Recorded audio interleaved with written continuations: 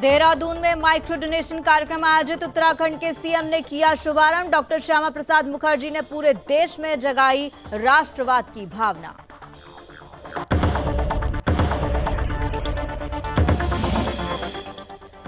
भूपतवाला में नवनिर्मित नकलंक धाम भवन तैयार। सीएम पुष्कर सिंह धामी ने किया लोकार्पण।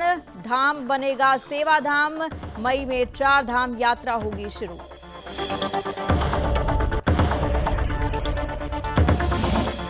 उत्तराखंड की राजनीति का चढ़ा पारा। यशपाल आर्य को बनाया गया नेता प्रतिपक्ष। कांग्रेस नेता की सीएम धामी से मुलाकात। सीएम ने मुलाकात को बताया शिष्टाचार।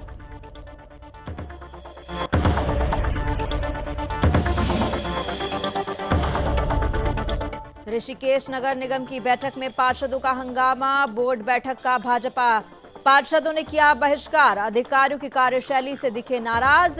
कांग्रेस नेताओं ने भी बहती गंगा में धोए हाथ।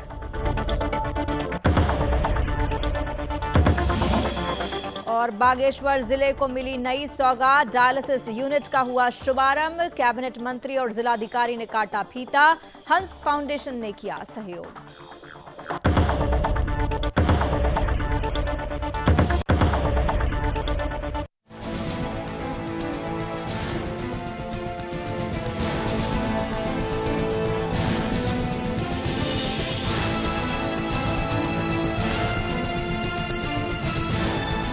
आप देख रहे हैं सुदर्शन न्यूज। नमस्कार, मैं हूं पूजा सिंह। आप देख रहे हैं सुदर्शन न्यूज और ये है अपना उत्तराखंड। मुख्यमंत्री पुष्कर सिंह धामी ने देहरादून में माइक्रो डोनेशन कार्यक्रम का शुभारंभ किया। इस दौरान उन्होंने नमो ऐप के माध्यम से सहयोग राशि देकर भाजपा को सशक्त बनाए जाने की मुहिम में भी सहयोग किया। कार्यक्रम को संबोधित करते हुए सीएम ने कहा कि आज भारतीय जनता पार्टी दुनिया की सबसे बड़ी पार्टी है और ये एक गर्व की बात है। साथ ही कहा कि डॉक्टर श्यामा प्रसाद मुखर्जी ने राष्ट्रवाद की भावना पूरे देश में जगाई थी और उनके सपनों को आज प्रधानमंत्री नरेंद्र मोदी के नेतृत्व में पूरा किया जा रहा है। प्रधानमंत्री के नेतृत्व में देश हर क्षेत्र में तेजी से आगे बढ़ रहा है। राज्य सरकार पारदर्शिता के साथ ही विकल्प रहित संकल्प के साथ कार्य करेगी। सरलीकरण, समाधान एवं निस्तारीकरण पर अधिकारियों को विशेष ध्यान देने के निर्देश भी दिए गए। हमारी प्राथमिकता हमेशा ही अंतिम छोर पर खड़े व्यक्ति तक सरकार एवं प्रशासन की सेवा पहुंचाना होगा। बता दें कि मुख्यमंत्री ने वादे किए, जिसके अनुसार शपथ ग्रहण के बाद पहली कैबिनेट बैठक में निर्णय लिया गया कि न्यायविदों, सेवानिवृत्त जजों, समाज के प्रबुद्ध जनों और अन्य स्टेक होल्डर्स की एक कमेटी गठित करेंगे जो उत्तराखंड राज्य के लिए यूनिफॉर्म सिविल कोड का ड्राफ्ट तैयार करेगी। इस यूनिफॉर्म सिविल कोड का दायरा सभी नागरिकों के लिए समान होगा, चाहे वो किसी भी धर्म में विश्वास रखते हो। इसके साथ ही सरकार ने पर्यावरण मित्रों का एक दिन का मानदेय बढ़ाकर 500 रुपए कर दिया। उन्होंने कहा कि नए बजट में सरकार ने गरीब परिवारों के लिए 1 साल में 3 सिलेंडर मुफ्त देने का वादा किया है, जो पूरा किया जाएगा। साथ ही राज्य सरकार ने उत्तराखंड में वृद्धावस्था पेंशन योजना पर बड़ा फैसला लिया, जिसमें पति पत्नी दोनों को वृद्धा पेंशन योजना का लाभ मिलेगा। और सरकार ने भ्रष्टाचार पर रोक लगाने के लिए ऐप भ्रष्टाचार मुक्त उत्तराखंड 1064 का शुभारंभ किया। गरीब कल्याण अन्न योजना ने कोरोना काल में किसी गरीब को भूखा नहीं सोने दिया। उन्होंने सितंबर माह तक इस योजना को बढ़ाए जाने पर प्रधानमंत्री का धन्यवाद किया। साथ ही कहा कि प्रधानमंत्री मोदी के नेतृत्व में आज भारत का मान अंतर्राष्ट्रीय स्तर पर बढ़ा है।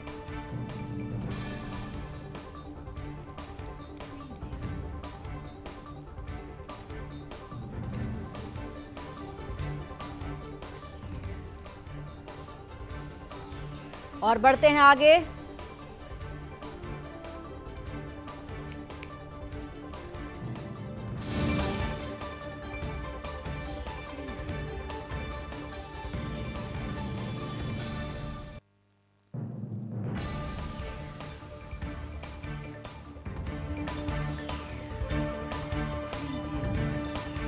धामी ने भूपतवाला हरिद्वार में नकलंक धाम के नवनिर्मित भवन का लोकार्पण किया एवं श्रीमद् भागवत कथा में हिस्सा लिया। मुख्यमंत्री ने अपने संबोधन में कहा कि ये धाम सेवा के धाम से जाना जाएगा। साथ ही मुख्यमंत्री ने कहा कि कथा सुनने का अवसर सौभाग्यशाली लोगों को मिलता है। आपको बता दें, मई में उत्तराखंड में 4 धाम यात्रा शुरू होगी। 4 धाम यात्रा में लाखों की संख्या में श्रद्धालु आएंगे और राज्य सरकार सुरक्षित 4 धाम यात्रा को लेकर संकल्पबद्ध है। मुख्यमंत्री ने कहा कि सरकार का प्रयास है कि 4 धाम यात्रा में आने वाले हर एक यात्री को बेहतर से बेहतर सुविधा मिल सके। इसके लिए उच्च स्तरीय बैठक की जा चुकी है। देवभूमि उत्तराखंड अतिथि देवो भव के ध्येय वाक्य को अपनाकर सुरक्षित 4 धाम यात्रा के लिए तैयार है। इसके लिए सभी व्यवस्थाएं कर दी गई हैं। कार्यक्रम में योजनाकर्ताओं ने मुख्यमंत्री का आभार प्रकट किया।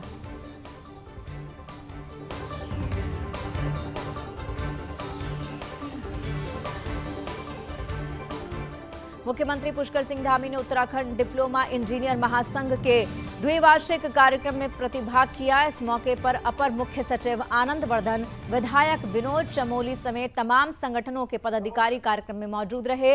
मुख्यमंत्री ने कहा कि आने वाले 25 सालों में उत्तराखंड राज्य देश के सर्वश्रेष्ठ राज्यों में से एक होगा। उन्होंने कहा कि डिप्लोमा इंजीनियर की 19 सूत्रीय मांगों को लेकर अपर मुख्य सचिव से जल्द समिति का गठन करने के निर्देश दिए गए हैं। उन्होंने कहा कि महासंघ की 19 सूत्रीय मांगों को लेकर विचार किया जाएगा और जो भी समस्याएं इंजीनियर महासंघ की हों उसे दूर करने का काम किया जाएगा। साथ ही उन्होंने 4 धाम यात्रा का भी जिक्र करते हुए कहा कि आने वाले समय में उत्तराखंड में 4 धाम यात्रा शुरू होने वाली है। ऐसे में इंजीनियर पूरी निष्ठा के साथ उत्तराखंड के निर्माण में अपना योगदान दे रहे हैं।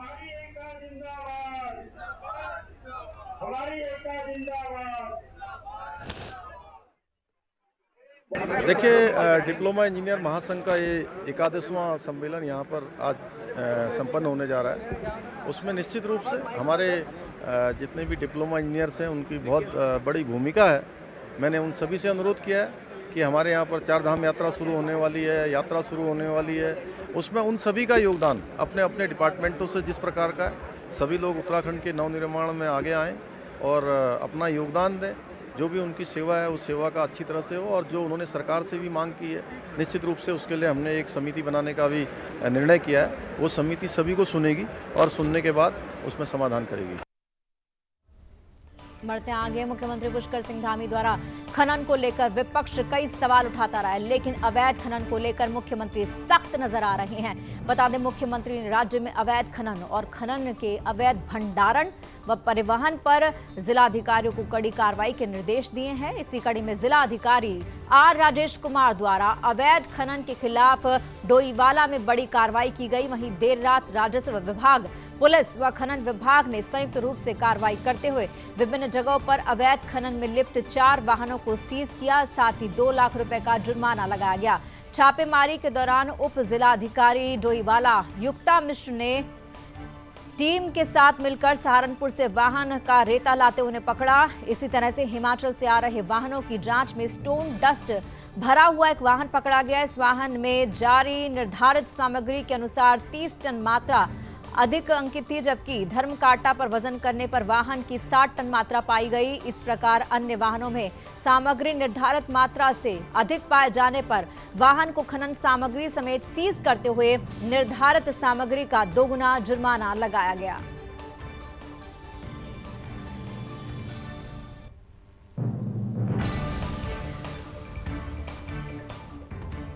उत्तराखंड में प्रीतम सिंह के नेता प्रतिपक्ष बनने की चर्चाओं के बीच कांग्रेस ने यह जिम्मेदारी यशपाल आर्य को सौंप दी है, जिससे प्रीतम सिंह काफी नाराज हैं। तो वहीं प्रीतम सिंह के समर्थक भी पार्टी पर गंभीर आरोप लगा रहे हैं।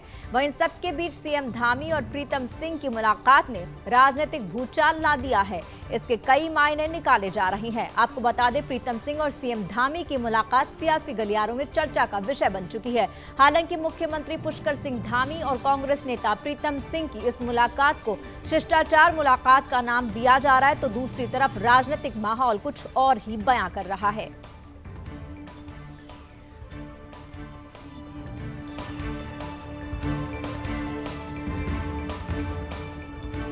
और ज्यादा जानकारी के लिए बात करेंगे उत्तराखंड के ब्यूरो चीफ कृष्णा कुमार से। कृष्णा, आपसे जानना चाहेंगे, प्रीतम सिंह की मुलाकात धामी से किस तरीके से देखा जा रहा है इसको? बिल्कुल पूजा, देखिए अगर हम उत्तराखंड की बात करते हैं तो उत्तराखंड विधानसभा चुनाव में कांग्रेस को बुरी हार का सामना करना पड़ रहा था। 17 मई से 19 सीटों पर कांग्रेस ने जीत दर्ज करी थी, जिसके बाद कल एक महीने बाद हम कह सकते हैं कि कांग्रेस ने कल देर शाम अपने नेता प्रतिपक्ष और प्रदेश अध्यक्ष और उप नेता का एक तरीके से चयन किया। उसमें काफी चर्चाएं लगाई जा रही थी कि इस बार फिर से प्रीतम सिंह को जो है वो नेता प्रतिपक्ष का पद जो है वो कांग्रेस को द्वारा दिया जाएगा, लेकिन प्रीतम सिंह को कांग्रेस ने किनारे करते हुए यशपाल आर्य को दिया। यशपाल आर्य में आपको बता दूं कि 2017 से पहले ये कांग्रेस छोड़कर भाजपा में शामिल हुए थे। विधानसभा चुनाव से पहले ये अपने बेटे के साथ कांग्रेस में दोबारा इन्होंने घर वापसी कर ली थी, जो जिसके बाद भाजपुर विधानसभा सीट से यशपाल आर्य जो है चुनाव जीत गए थे। लेकिन अब जो है इसमें तमाम सियासी अटकलें लगाई जा रही थी। तमाम नेता प्रतिपक्ष जो पहले थे प्रीतम सिंह, उनके समर्थक जो है सोशल मीडिया पे एक तरीके से कांग्रेस के खिलाफ जो है वो लगातार बगावत कर रहे हैं। उनका आरोप है 7 करोड़ में जो है यशपाल आर्य ने राहुल गांधी से ये पद खरीदा है, जिसके बाद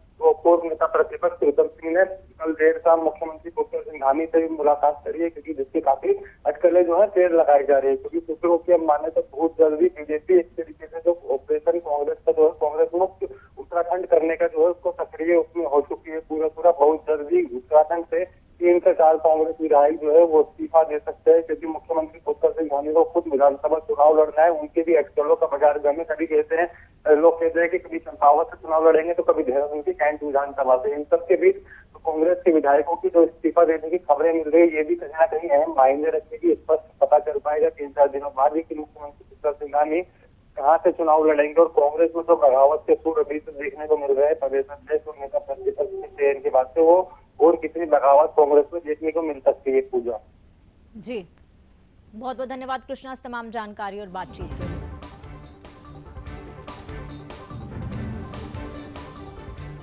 बढ़ते आगे, फायर सीजन में उत्तराखंड के जंगलों में आग लगने का सिलसिला शुरू हो चुका है। वहीं उत्तरकाशी जिला मुख्यालय के नजदीक बाड़ाहाट और मुखेम रेंज के जंगल बीती देर शाम आग से धधकने लगे।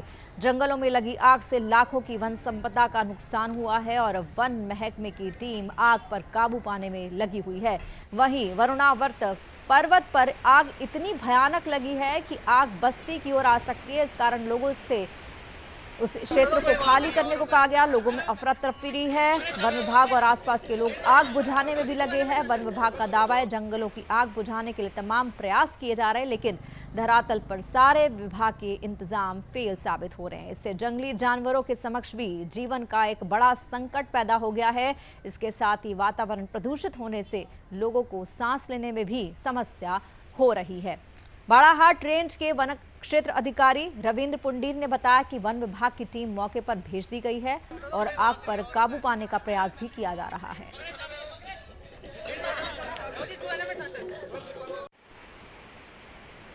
उत्तराखंड के जंगल भीषण आग की चपेट में है और खासकर उत्तरकाशी जिले में अभी पिछले 10 दिनों से जंगलों में भीषण आग लगी हुई है। और जिला मुख्यालय के आसपास जो वरुणावत पहाड़ है, NIM का जो जंगल है, जो नेहरू इंस्टीट्यूट ऑफ माउंटेनियरिंग है, ये विश्व प्रसिद्ध संस्थान है, इसके आसपास के जंगलों में भीषण आग लगी हुई है। लेकिन वन विभाग जंगलों की आग बुझाने में कोताही बरत रहा है और इसको बिल्कुल सीरियस नहीं ले रहा है। और उत्तरकाशी का जो वन विभाग है और यहाँ के जो अधिकारी हैं, बिल्कुल घोर लापरवाही उनकी देखी जा रही है जंगलों की आग को बुझाने को लेके। वो बिल्कुल उनकी कोई चिंता नहीं है कि जंगलों की आग पे काबू पाया जाए। तो ये बड़ा चिंताजनक विषय है और पूरे समूचे उत्तराखंड के जंगल आग से धू धू कर जल रहे हैं और समूचा उत्तराखंड धुएं के आगोश में है। बढ़ते हैं आगे, बागेश्वर जिला चिकित्सालय में हंस फाउंडेशन की मदद से राष्ट्रीय स्वास्थ्य मिशन के अंतर्गत डायलिसिस यूनिट को स्थापित किया गया, जिसका शुभारंभ राज्य के समाज कल्याण एवं परिवहन मंत्री चंदन रामदास और जिलाधिकारी विनीत कुमार द्वारा संयुक्त रूप से फीता काट कर किया गया। इस अवसर पर कैबिनेट मंत्री ने कहा कि बागेश्वर में डायलिसिस यूनिट प्रारंभ होने से मरीजों को सुविधा मिलेगी और अब मरीजों को हल्द्वानी से बाहर नहीं जाना पड़ेगा। उन्होंने कहा कि चिकित्सालय में शीघ्र ही सीटी स्कैन मशीन भी लगाई जाएगी। साथ ही उन्होंने हंस फाउंडेशन का आभार व्यक्त किया। बता दें कि डायलिसिस यूनिट में 3 मशीनें, बेड के साथ चिकित्सक, टेक्नीशियन, नर्स, वार्ड बॉय और 4 स्टाफ को भी तैनात किया गया है।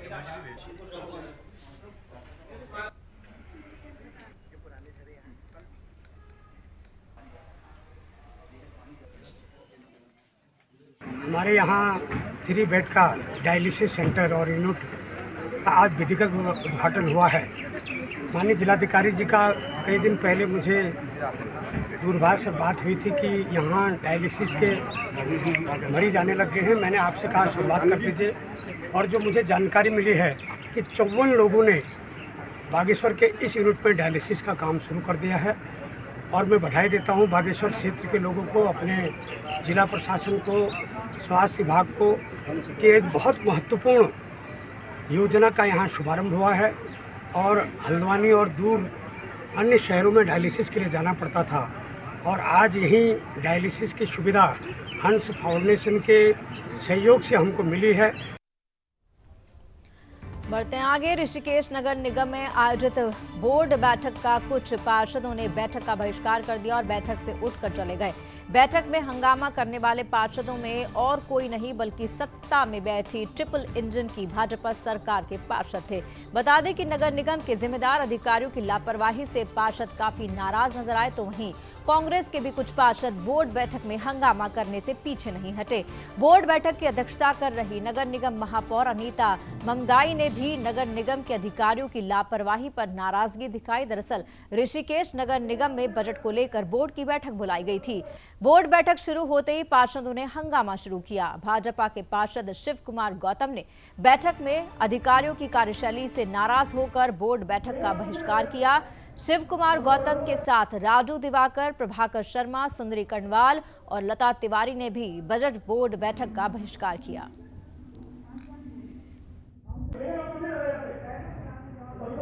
नहीं, देखिए उसमें ऐसा था कि सभी पार्षदों की अपेक्षा है, क्योंकि लॉकडाउन के कारण काफ़ी लंबे समय से इस तरह से हमारी बैठकें भी नहीं हो पा रही हैं कि जिसमें कि सभी मुद्दे आ जाएं। बोर्ड में, नगर निगम के बोर्ड में फंड की कमी होने के कारण सबसे बड़ा इशू है कि फंड की बहुत ज़्यादा कमी है, और उससे जो कि हमारे जो जैसे सड़क नाली के निर्माण कार्य काफ़ी प्रभावित हो रहे हैं।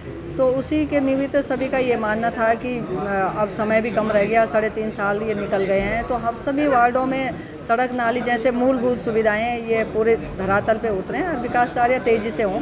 तो उसमें ज़्यादातर पार्षदों का ये मानना था कि बजट बैठक के साथ साथ में अन्य प्रस्ताव भी आ जाएं। आज हमारी बोर्ड बैठक जो है लगभग साल भर बाद बोर्ड बैठक थी, और बहुत सारे मुद्दे थे जो हमने प्रस्ताव दिए थे और वो यहाँ पास हुए थे, उन पर काम नहीं हुआ।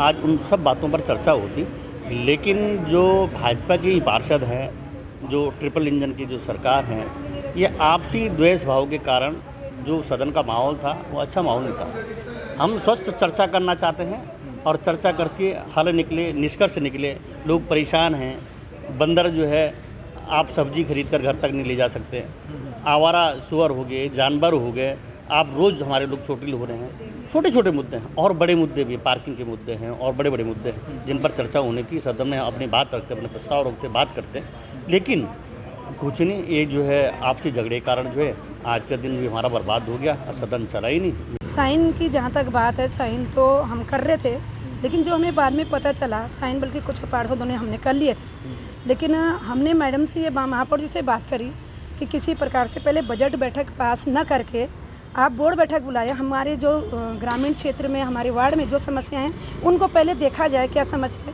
क्योंकि पिछली बार भी यही हुआ और अब पुनः फिर वही है कि केवल बजट पास कीजिए। तो हम केवल एक आधार हैं बजट पास करने का, ये हम नहीं चाहते। हम चाहते हैं कि हमारे क्षेत्र में जो समस्याएं हैं वो सॉल्व हों, उन समस्याओं को बोर्ड में रखा जाए। सदन पास करे ना करे वो सदन के ऊपर डिपेंड करता है, लेकिन जो अति आवश्यक समस्याएं हैं उन पे गौर किया जाए, सुना जाए। महापौर मैडम सुने तो, MNA साहब सुने तो, लेकिन यहाँ पे ये नहीं है केवल लिखा गया है कि केवल बजट बैठक पे ही बजट बैठक पास कीजिए। बढ़ते हैं आगे। उत्तराखंड के गंगोली स्थित जौलिया खेत में एक युवक की हत्या कर दी गई। उसका शव कुलूर नदी में फेंक दिया गया। हत्या की वारदात से पूरे क्षेत्र में सनसनी है। वहीं पुलिस मामले की जांच में जुटी है। आपको बता दें कि जौलिया खेत नामक स्थान पर कुलूर नदी में शव कुछ लोगों ने तैरता हुआ देखा। लोगों की सूचना पर बेड़ी नाग थाना अध्यक्ष प्रताप सिंह नेगी पुलिस टीम के साथ मौके पर पहुंचे और शव को नदी से बाहर निकाला गया। इसके बाद पुलिस ने शव का पंचनामा भरकर पोस्टमार्टम के लिए भेज दिया है। मृतक की पहचान किमखोला निवासी 25 वर्षीय प्रयाग राम के रूप में हुई है। आपको बता दें कि इस मामले की जांच कर रहे बेड़ी नाग थाना अध्यक्ष प्रताप सिंह नेगी ने बताया कि पुलिस जांच में जुटी हुई है। फिलहाल युवक की हत्या के कारणों का अब तक पता नहीं चल पाया। उन्होंने दावा किया है कि मामले का खुलासा 24 घंटे के भीतर कर लिया जाएगा।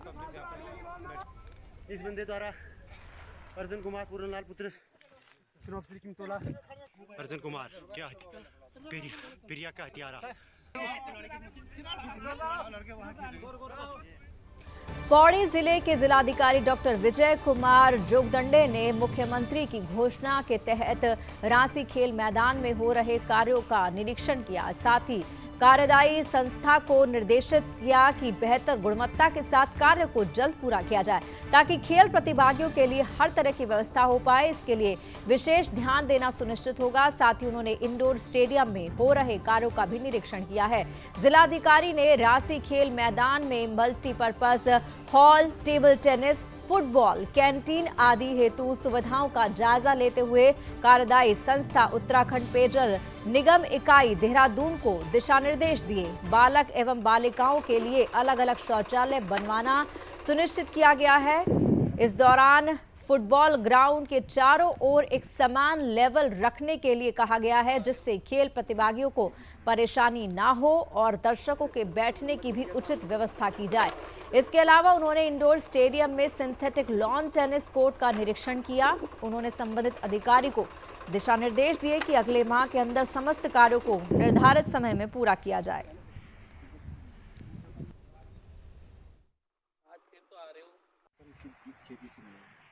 अधिकतर आते रहते हैं कि कल भी उन्होंने निरीक्षण करने के बाद ये बताया कि हमारे थोड़ा बहुत जो कमी है रेता वगैरह को सुधारने की, तो वो हम पूरी करेंगे कि सही से बैठ जाए। और उन्होंने बताया कि हमारा थोड़ा बहुत ट्रैक को जहाँ पे लॉन्ग जंप था हमारा थोड़ा चेंज करना था डायरेक्शन के लिए, क्योंकि इसलिए वो बता रहे थे हमें कि ठीक करना है सब चीज़ें। एक कौन से विभाग बना रहा है सर? ये हमारा पेयजल निगम विभाग कर रहा है और जो इसके कॉन्ट्रैक्टर हैं वो राजेश गोयल है। मंडोलिया स्टेडियम का निर्माण कार्य अभी वर्तमान में चल रहा है।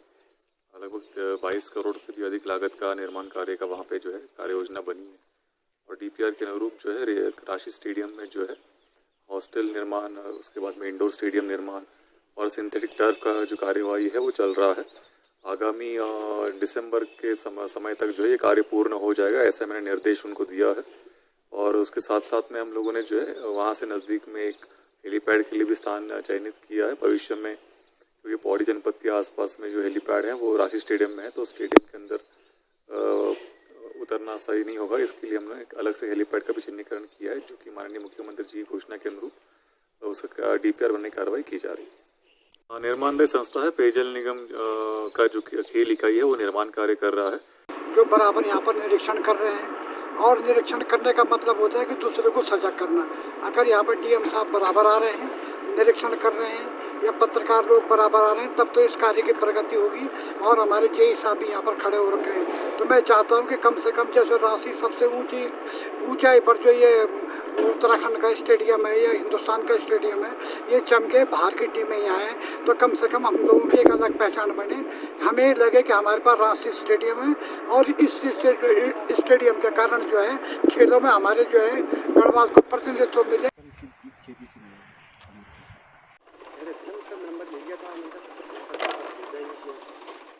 नवरात्रि के पावन पर्व पर रामनवमी के अवसर पर भव्य शोभा यात्रा निकाली गई। बता दें कि राम मंदिर प्रबंधन समिति के तत्वाधान में मंदिर से भगवान राम का डोला पूरे हर्षोल्लास के साथ निकाला गया। शोभा यात्रा में शामिल श्रद्धालु अपने अपने कंधों पर भगवान राम का डोला लेकर निकले।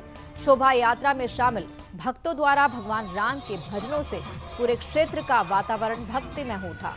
तो वहीं शोभा यात्रा का कई स्थानों पर स्वागत किया गया। शोभा यात्रा में रामनगर विधायक दीवान सिंह बिष्ट ने भी पहुंचकर भगवान राम का आशीर्वाद लिया।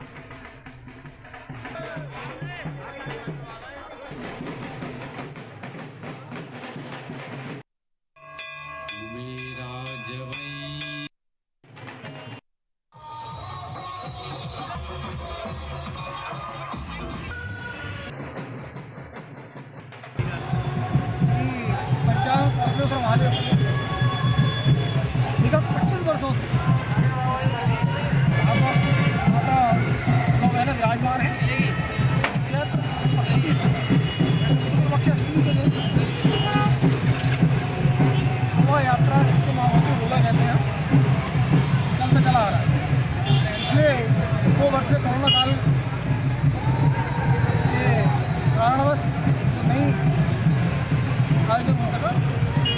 भक्तों ने बड़े उत्साह के साथ उसका। तो आपको बता दें, उत्तराखंड में रामनगर में भव्य भगवान श्री राम का डोला निकाला गया। भक्तों ने बढ़ चढ़कर इसमें प्रतिभाग किया। इस दौरान आप देख सकते हैं कि किस तरीके से रामनवमी के इस पावन अवसर पर शोभा यात्रा भगवान श्री राम की निकाली गई। जगह जगह भगवान श्री राम की शोभा यात्रा का स्वागत भी किया गया और सब जगह पर भगवान श्री राम के भक्तिमय गीत सुनाई दे रहे थे, भजन सुनाई दे रहे थे और रामनगर विधायक भी पहुंचे भगवान श्री राम का आशीर्वाद लेने के लिए।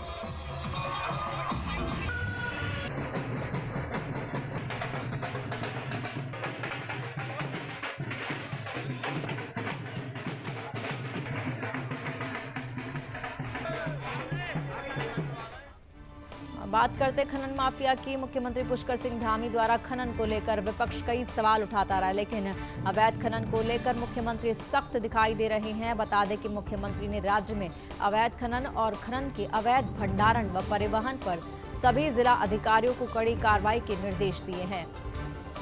इसी कड़ी में जिलाधिकारी आर राजेश कुमार द्वारा अवैध खनन के खिलाफ डोईवाला में बड़ी कार्रवाई की गई। वहीं देर रात राजस्व विभाग, पुलिस और खनन विभाग ने संयुक्त रूप से कार्रवाई करते हुए विभिन्न जगहों पर अवैध खनन में लिप्त 4 वाहनों को सीज किया। इसके साथ ही उन पर 2 लाख रुपए का जुर्माना लगाया गया। छापेमारी के दौरान उप जिलाधिकारी डोईवाला युक्ता मिश्र के नेतृत्व में टीम ने सहारनपुर से वाहन से रेत लाते हुए लोगों को पकड़ा। इस तरह से हिमाचल से आ रहे वाहनों को भी जांच में स्टोन डस्ट भरा वाहन पकड़ा। इस वाहन में जारी निर्धारित सामग्री के अनुसार 30 टन मात्रा अंकित थी, जबकि धर्मकांटा पर वजन करने पर वाहन में 60 टन मात्रा पाई गई। इसी प्रकार अन्य वाहन में भी सामग्री निर्धारित मात्रा से अधिक पाए जाने पर वाहन को खनन सामग्री समेत सीज करते हुए निर्धारित सामग्री का 2 गुना जुर्माना लगाया गया।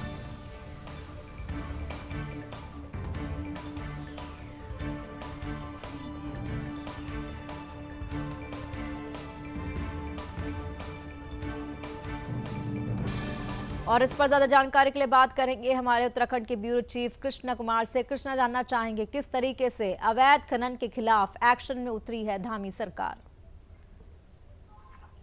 बिल्कुल पूजा, देखिए उत्तराखंड के मुख्यमंत्री पुष्कर सिंह धामी को लगातार उत्तराखंड के प्रत्येक जिले से शिकायतें मिल रही थी कि उनके क्षेत्र में अवैध खनन जो है वो काफी ज्यादा हो रहा है, जिस पर मुख्यमंत्री पुष्कर सिंह धामी ने कड़ा रुख अपनाते हुए उत्तराखंड के मुख्य सचिव और डीजीपी को सख्त निर्देश दिए थे कि इस क्षेत्र में भी अवैध खनन चल रहा है उस पर कड़ी कार्रवाई कीजिए, जिसके बाद चाहे उत्तराखंड का प्रशासन और शासन जो है एक्टिव मोड पर दिखाई दे रहा है। बात चाहे राजधानी देहरादून की करे चाहे पहाड़ के टेरी गढ़वाल की करे, पहाड़ से लेकर मैदान तक अवैध खनन जहाँ जहाँ पे हो रहा है उनके ऊपर प्रशासन द्वारा उनके ऊपर डंडा कसा जा रहा है, सभी गाड़ियों को जो है सीज करा जा रहा है। इसी क्रम में हमने देखा कि कल जो है डोईवाला थाना क्षेत्र के अंतर्गत काफी गाड़ियां जो है वो अवैध खनन की आई थी, जिनको प्रशासन ने जो है सीज कर दिया और आगे भी इस तरीके से सीज की कार्रवाई जो है वो लगातार जारी है। क्योंकि उत्तराखंड में हमने देखा है कि कांग्रेस ने जिस तरीके से कांग्रेस के विधानसभा क्षेत्र जो है हम कह सकते हैं विधायक उनके हैं, वहाँ पे अवैध खनन जो है वो काफी भारी मात्रा में हो रहा है, जिस पर मुख्यमंत्री पुष्कर सिंह धामी ने एक्शन करने के निर्देश दिए थे और सबसे कार्रवाई करने के लिए बोला था। इसके बाद से प्रशासन जो है वो लगातार